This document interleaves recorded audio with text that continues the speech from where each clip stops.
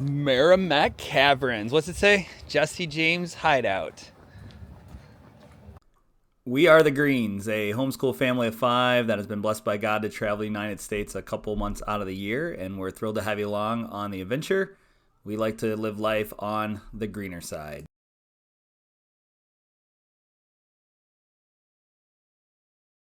Click the subscribe button to follow along. Here, come here, you three. I want you to stand. Did you know it? What? I said, come stand by Jesse James. I think I have a picture of this from when I was a kid. So you have been here then? Huh? You have been here then? Yeah, when I was one of your ages. One of our ages. Yeah, one of our ages. Hey, it's freezing out here, Daddy. There's 3 of us and 3 of you. Yeah, I don't know. I mean, I guess, yeah, Kelly had to come, but I was young, so I'm not for sure how old we all were.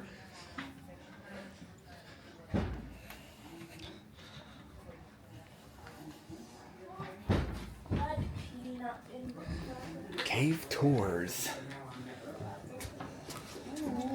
This was the gift shop that they're redoing. Bummer. You sure they didn't like put the gift shop somewhere else temporarily? No, maybe. That's the best part of everywhere is the gift shop, right? I think we just walked in, yeah. You see the brick? What do you think? Does it feel like we're in a cave? It's a civilized cave. It's a civilized cave?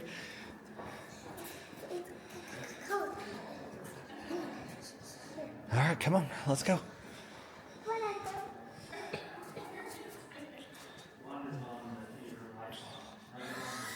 Especially Meramec Caverns. This is serious.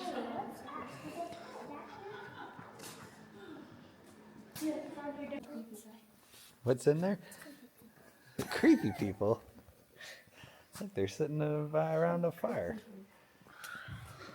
One dude is not dying. One creepy dude. What's that? A fire? He's making moonshine. Alcohol. It's got a disco ball, do you see? Is the largest room in Casper. It's known as the ballroom. You can house up to 3,000 people in here at one time. We hold 2 concerts a year starring gospel singing family known as the Lesters. They were here last month holding a 4-day gospel fest, and they'll be back Easter holding a sunrise service. In between concerts, we hold classes for Boy Scouts, Girl Scouts, local schools. They're about bats, rocks, minerals, fossils, and other subjects. In the past, we've held the Shriners, exotic cat shows, a bodybuilding competition called the Caveman Classic, and 2 wedding receptions. That's where the disco came in. When we first opened up to the public, this was actually our parking lot. People drive in, park their cars along the walls, hold picnics, square dances, go on a really short tour. Back then, cars didn't have ACs, so the big deal was came in, do the activities, have your windows down. When it was time to leave, roll your windows up and have cold air for the next few miles down the road. Then we learned the dangers of carbon monoxide, so we moved the parking lot outside. But this room, we can house up to 14 Greyhound buses. Wow. We call this area Division. It divides our upper levels from our lower levels. The upper levels were founded in 1933. Lester B. Dill, the former owner and operator, found a small crack in what used to be a solid wall. He yelled into the crack, received his echo, and knew there had to be more room. We made that hole and went on to discover our 3rd through 7th levels of our cave. That'll serve as the second part of the tour. It's also a more scenic route. The ceiling here used to come all the way down to the top of the modern-day handrail, with a pool of 40-degree water spilling out to here, blocking off the rest. That lasted up until a drought in 41, and the water level dropped a few inches, allowing a cool breeze to come through from the other side. Mr. Bill felt the breeze and knew that there had to be more. So they took a nice warm dip into that 40-degree water. And luckily for him, he only had to swim 20 feet back, came up on dry land. He then went on to discover lower levels we'll be going to here in a little bit. Also, that flood that we had a couple of weeks ago, from this side, it only got to about there. It kind of levels out after a while, and then the ticket booth is the high point. It'll meet there if it gets high enough. Thankfully, we don't have to clean all the stuff involved. I'm going to make a quick phone call, see if anyone's catching up the last minute. I'll shut some lights off.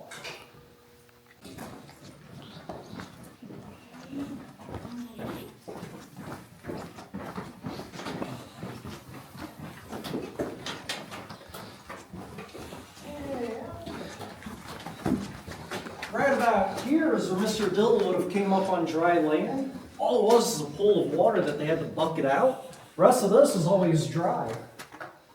Kind of like the last flood, it came in, filled in that area. When it receded, it just went down that side, leaving this area full. Thankfully, though, over the years, we've upgraded from a bucket to a pump. It comes in handy.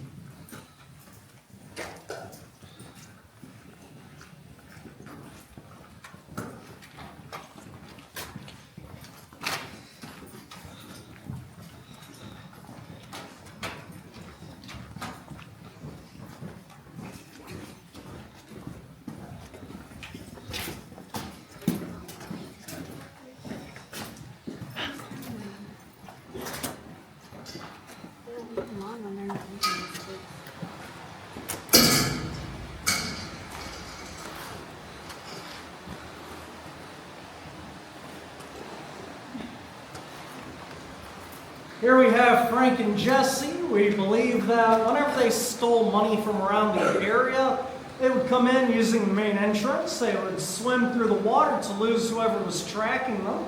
Then they'd come back here and split apart the money upon that flat rock. After hiding out for a few hours, maybe a day or so, they would drop off these artifacts along with quite a few others. Then they'd follow the river down below out to the Meramec River itself. That was the only other entrance into the cave until we built our parking lot on top of it. The strongbox here was traced back to a train robbery in Gads Hill, Missouri that was committed by the James gang. In finding that information out, Lester Dill also found a transcript from the local sheriff stating he had chased the James gang into the cave, reached what was known to be the end, and they had vanished into thin air. After you get a good look or a picture or two, you can continue on down. I'll meet you over by the water.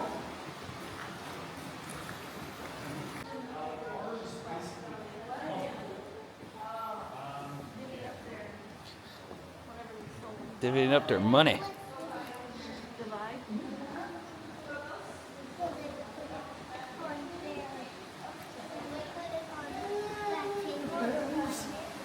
Different species do different things. We have the grayback, the small brownback, and eastern pickerel. Grays are gray, brown's brown. Eastern pickerel is.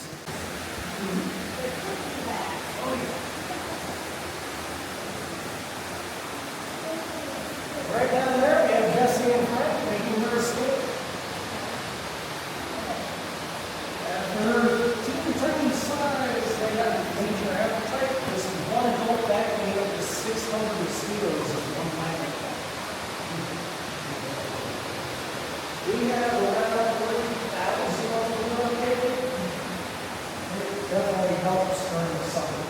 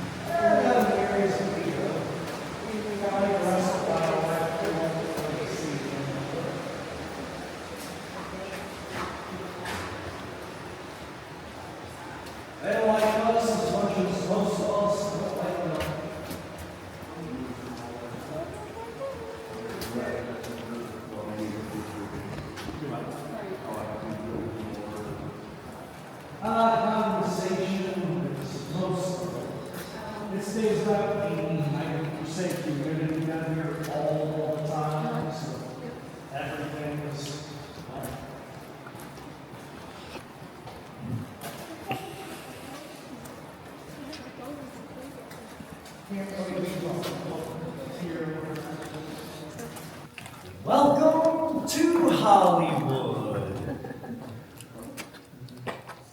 Alright, not exactly what you thought. It earned the name because they were here twice to film. First time was in '66. Bodine Productions filmed 2 episodes of Lassie right back then. If you miss the episodes, Timmy and a friend get lost, then Lassie saves them. Same thing every episode. On the other side, and suddenly 4 United artists filmed the ending scene on The Adventures of Tom Sawyer. That scene where Tom and Becky are running up this hill being chased by Injun Joe. They get into a life or death struggle. Injun Joe loses his footing and falls thousands of feet into the raging river below. Like I said, welcome to Hollywood. It's also a movie in which Jodie Foster got her start. She played as Becky at 10 years old.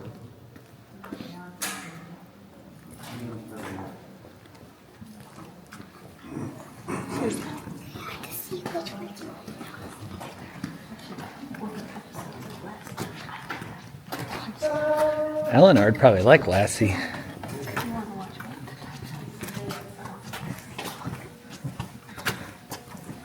Oh, there she is.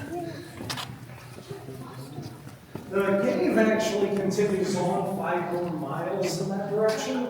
Back there is a room large enough to house 4,000 to 5,000 people. Right after World War II, we decided to turn it into an atomic bomb fallout shelter. A lot of caves around the States did. The majority of the rock that we're walking through is dolomite. Its molecular structure is 8 times more dense than commercial concrete. Very, very sturdy stuff. Bomb fall, airplane fall. We didn't really notice anything happened. Then in the 60s, we did research and found out it still would not work. We're not air watertight, so radiation, chemicals, biological agents would still seep in. And they were decommissioned and emptied out.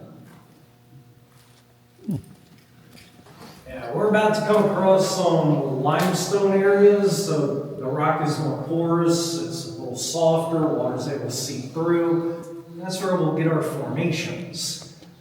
One main rule, please do not touch them. They're not ooey, gooey, icky, sticky, yucky, slimy, disgusting, or squishy.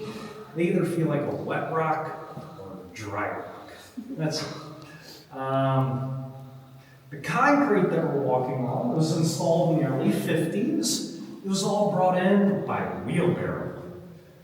3 private contractors all working at the same time. That's raising to find differences in texturing, material, why some it glitters, some it doesn't. They all had the same bright idea though. In order to make it somewhat flush with the cave floor, when they dug that trench, instead of taking all that mud, clay, rock out by wheelbarrow, they just put it here.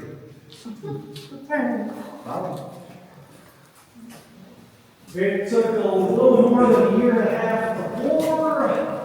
Took about 6 years for it to cure. My gosh. Yeah.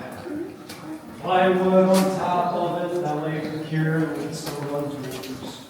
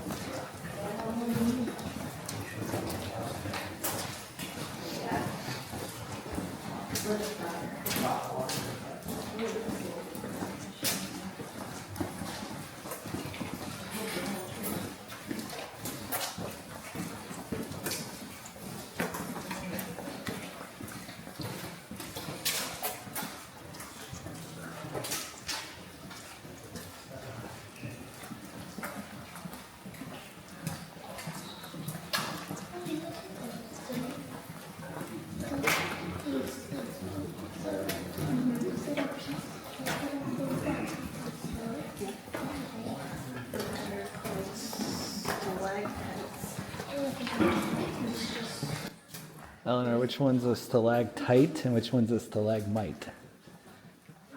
That is Nope. So the stalactites are on the ceiling because they hold tight to the ceiling.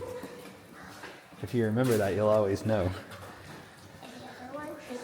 They grow the ground. They're the opposite side of the stalactites.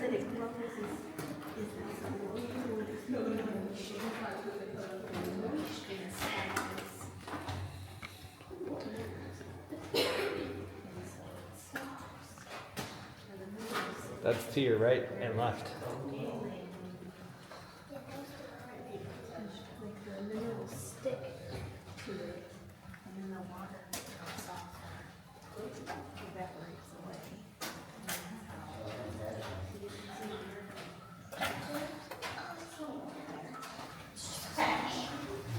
Oh, that one's a pretty one. See that big one right there? If you watch it for just a second, water will drip off of it. See the water dripping off the bottom of it? No, but I see it. Yeah, so in the water, there's minerals. And they just stick to the formation of water.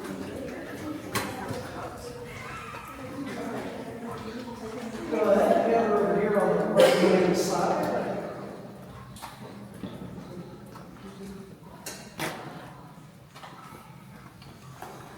You might want to grab onto a handrail. Goodbye. Ooh. Now, if you look up, you'll notice these small formations. These are called soda straws. That is their very scientific name. They received it because they're long, thin, and hollow. Water does run through the middle of them. Eventually, minerals clog up the ends and water is enforced around the outside, forming the carrot-shaped stalactites. Excess minerals drop off onto a flat surface and build up to form the stalagmites. Eventually, they will grow together to form a column, pillar, or post. 3 different names, same type of formation. Just another way for geologists to try to confuse us. I'd like to welcome everyone to the jungle room. Go ahead, walk around, get a closer look, take pictures. I'll be over here if you need me.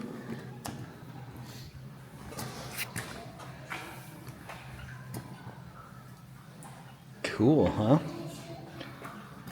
Your favorite saying. What's your favorite saying, Eleanor? Look with your eyes, not with your hands. That's probably my least favorite. There's an easy way to tell the difference. Stalactites hold tight to the ceiling. Stalagmites don't. That's what I just told Eleanor. I said once you learn that, it's pretty easy to remember. No, don't touch like this guy right here. That's why the other one touched the tongue. No, he's just asking to be touched.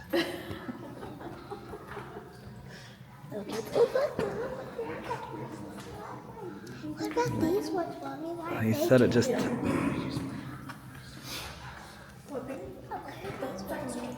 Huh? They probably are. If it's really rainy, maybe. Half a mile into the cave. The cave itself continues on 16 more miles. 7 miles back, you would find a Hoya spring that feeds this river around 5,000 gallons a minute. Back there is also where you would find all of our wildlife, which not just the bats include blind kingfish, shrimp, plankton, crawdads, salamanders, geckos, crickets, centipedes, spiders, scorpions, and rodents. Over the water that far back? Is all the water? Up to 7 miles back where the spring starts, it all flows this way. After that, it's mostly mud and clay.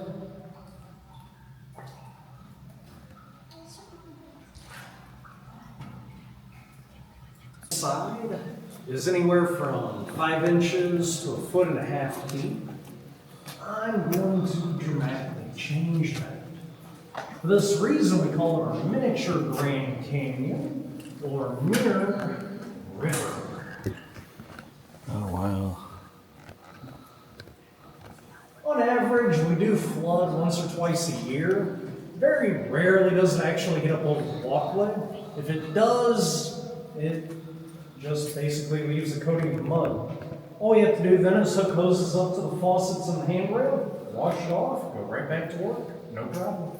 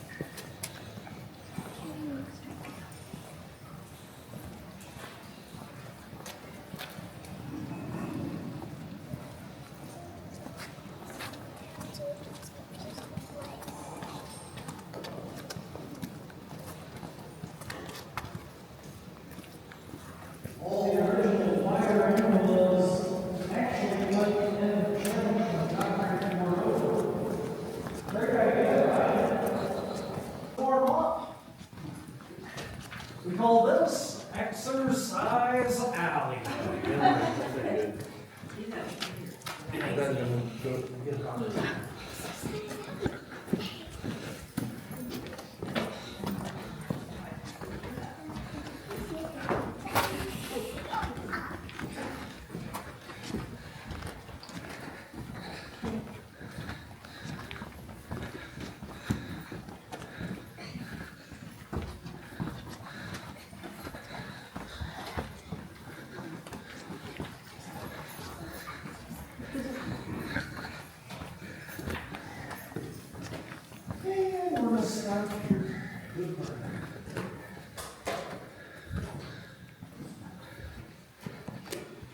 Here we have Onyx Mountain. This is the largest stalagmite in our cave. It stands over 30 feet tall and over 500 feet around at its base. It actually grew so large it grew into the ceiling, cutting off its own water supply, causing this side to go dormant. You can tell that due to the reddish, brownish layer. It's iron oxide, or your typical everyday rust. So let's continue on up and see the active side. What you begin for how many years? 7.5? Estimated to be 33 million. How long it's been dormant?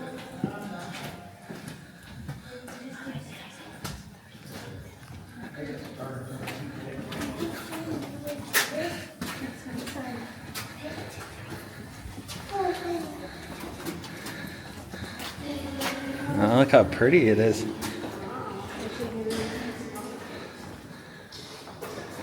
We're supposed to see that. Guy ahead of us. Here we have the active side of Onyx Mountain. The white is calcite, the orange and brown is iron ore, and the black is manganese, otherwise known as black onyx. It's estimated to be around 33 million years old. And if you like the colors over here, behind you we have our subterranean garden.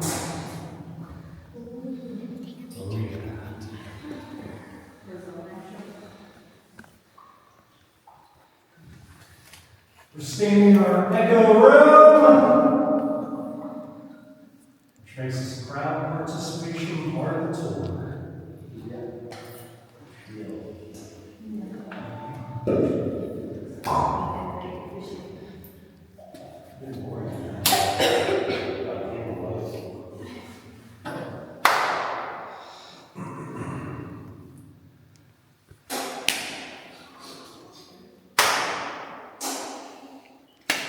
Kitty.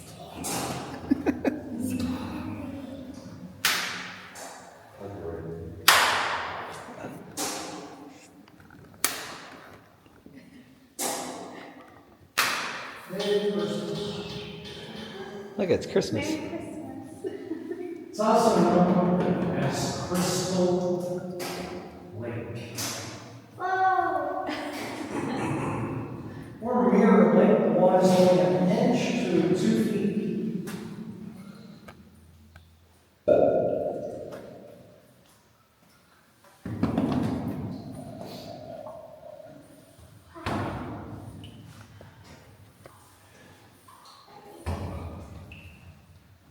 In this part of Missouri, we only have 2 main metals. One being lead, which you can find in the cave.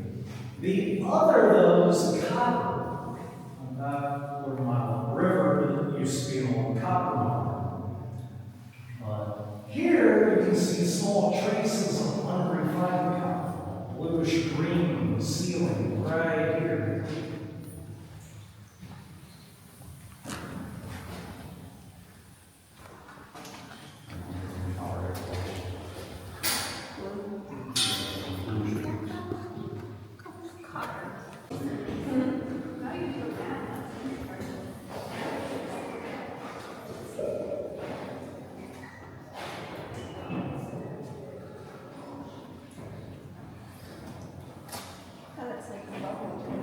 Yeah.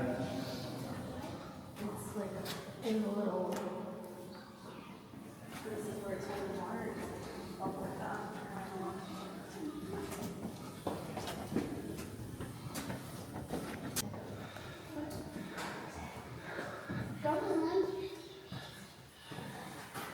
All right, steady and slow. Let's go. Go ahead, Eleanor. Here I come.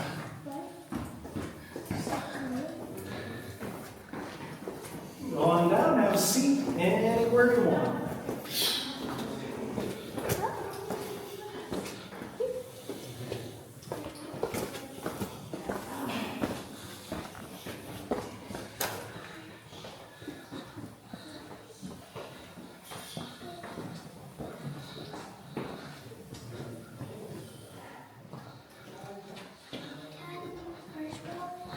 No, right in the middle.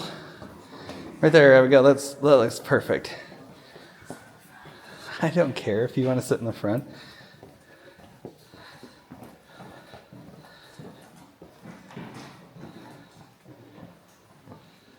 Scoot over, Abigail. Let us sit down.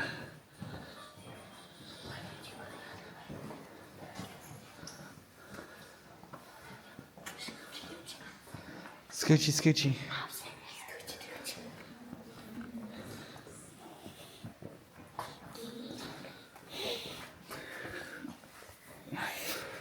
I'd like to welcome everyone to the world's oldest theater.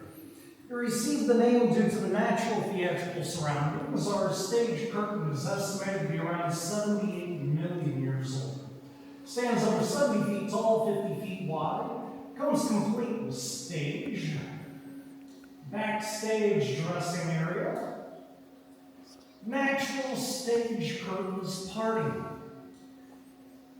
We even have a 12-foot sunken orchestra pit right here. It's not all though. For our busier days, we do have balcony seating. And to top everything off, not one, but 2 chandeliers. In 1946, the governor of Missouri, Mr. Conley, mocked legislation on our ballroom after that he took a tour. He enjoyed the cave so much that the following year he brought him 2 gifts. First was Kate Smith, who stood in our curtains party and sang God Bless America. Second was a hand-painted light, the American flag, which you would have seen atop the stage curtain at the end of the show. Those 2 went so well together that we played them ever since for every tour, and it was accompanied by a light show done by the guy. Unfortunately, no matter how loud the music got, he never overdo the clicking of the lights. Well, over time, the governor's light burned out. We lost the rights to use Kate Smith, so we got rid of all that. The put in an automated system, we got a new singer. Unfortunately, we still couldn't replace the governor's light, so we put 30 plus American flags for the show. Feel free to take video, photos, just please turn off your flash. And enjoy.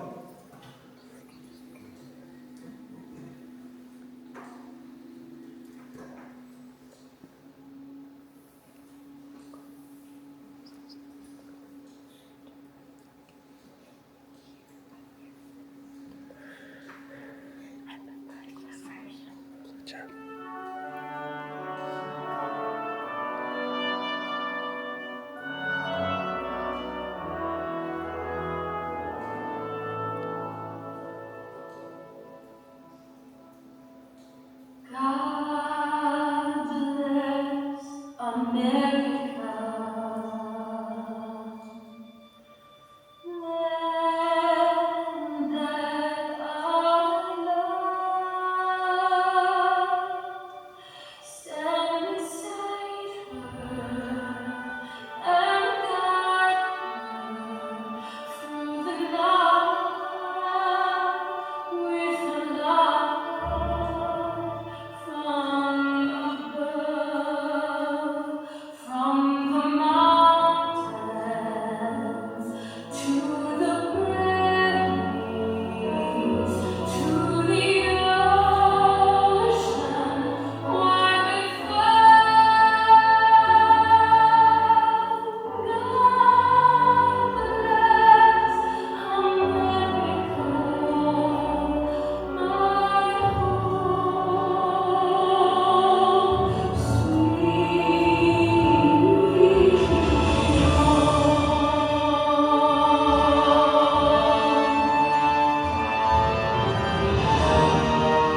God bless America, land that I love. Stand beside her and guide her through the night with her light from above, from the mountain to the prairies, to the ocean, wide with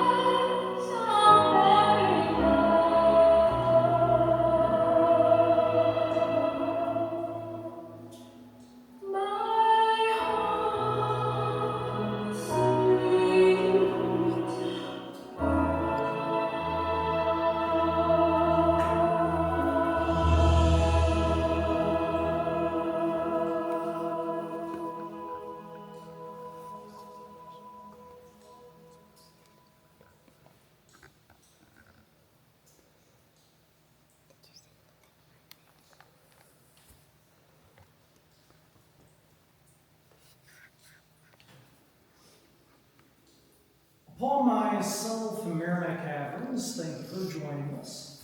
This is actually all made possible because of people like you, since we are privately owned land. Unfortunately, this is the last room on the tour. However, it's not yet the last stop that we have to make. As you follow me out, you can either use stairs to your left or ramp to your right.